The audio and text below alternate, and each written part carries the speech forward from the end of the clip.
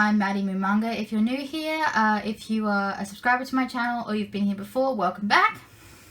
Today I'm going to be talking about Sweat and Soap. So as you can see, I have the first volume up on my iPad.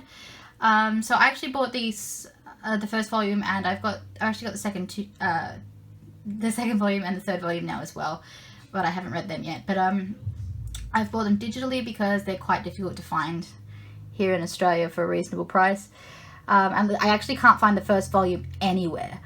I've contacted a lot of bookstores. None of them have it like even on their records with their stock providers. So I don't know why that is, but I didn't want to just end up with an incomplete set. And it was just so much cheaper to get them when they were on sale this way than it is to get them physically. Like, I got all 3 volumes for less than the cost of one book. So, you know, as someone who doesn't have a lot of money, I couldn't pass up that offer. Especially since this is a series I've wanted to get into for quite some time, and I've just been struggling so much to find it. When it went on sale digitally, it was just a no-brainer. Oh, sorry. Oh, there's a tiny little bug on the screen. But yeah, so today I'm going to be giving my first impression of Sweat and Soap. So Sweat and Soap follows a woman named Asako who works for a toiletry company, Lilidrop. Asako has always been self-conscious about her body odor, and so she really likes soap and deodorants. One day when she's in the lobby checking out the latest soap releases, she is approached by a man who asks her about her scent. Asako is obviously distressed at this, as she's always worried about having bad body odor, but to her surprise, he actually likes her smell. It turns out that this man is Kotaro Natori, and he is the creator of the soaps that she loves so much. He is actually the head of the creative team, so he makes all the soaps for this company and picks out the scents. He then asks her if he can come by every day and smell her for inspiration for his soap creations. She's very reluctant by this offer, which, I mean, if someone approached you in the lobby and sniffed you and then asked to come back and smell you again, you'd be a little weirded out. But she reluctantly agrees. From this very odd meeting, a relationship begins to develop between the two of them. So the plot of this may sound very strange, because I originally thought that this was such a weird concept and that it was going to be, I was reluctant. I didn't know if this was going to be good, but then I heard so many good things about it that I ended up picking it up.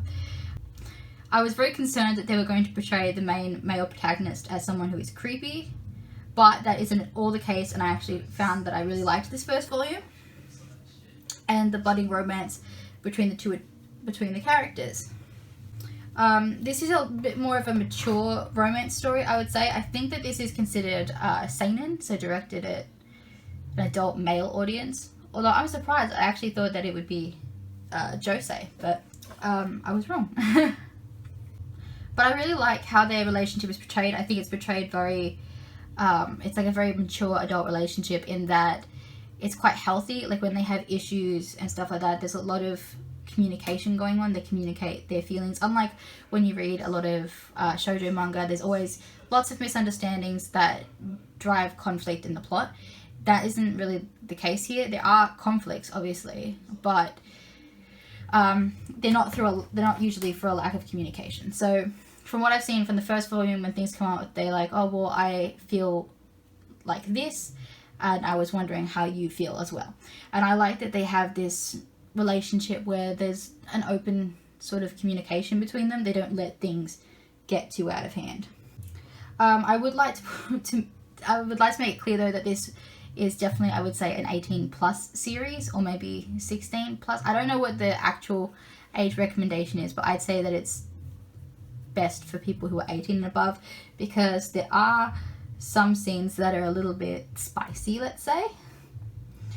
But I actually didn't mind that. I don't know.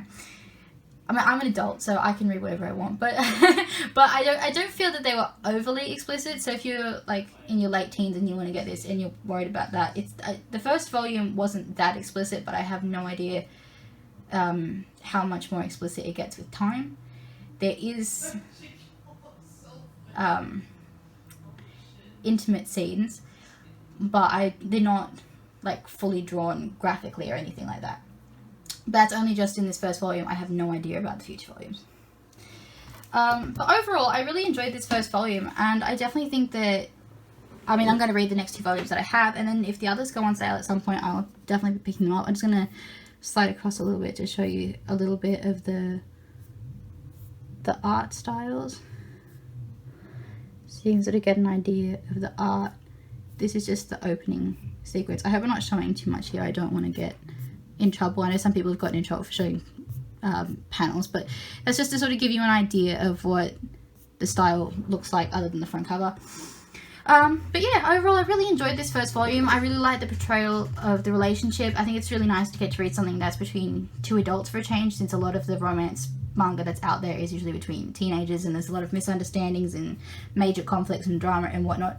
I think this is a nice change to that. It's just something to give you a bit of a giggle, but also that, you know, it's just a nice read. It's not something that you have to be, like, you don't have to think too much about.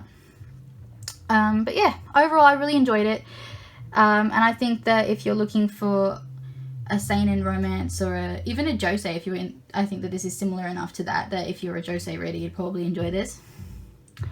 Yeah, but thank you so much if you stuck around and watched this video. I'm sorry if I sort of sounded like I was rambling a little bit, but yeah, I hope you got the point of what I was trying to say.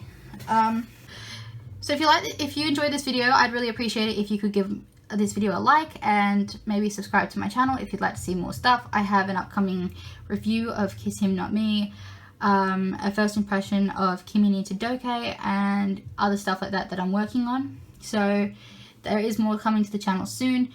I'd really appreciate it if you could stick around. I also, if you'd like to support the channel, there is a link in the description that has a tip link, so you can leave a tip through Streamlabs. Yeah, thank you very much for watching this video, and I'll see you in the next one. Bye!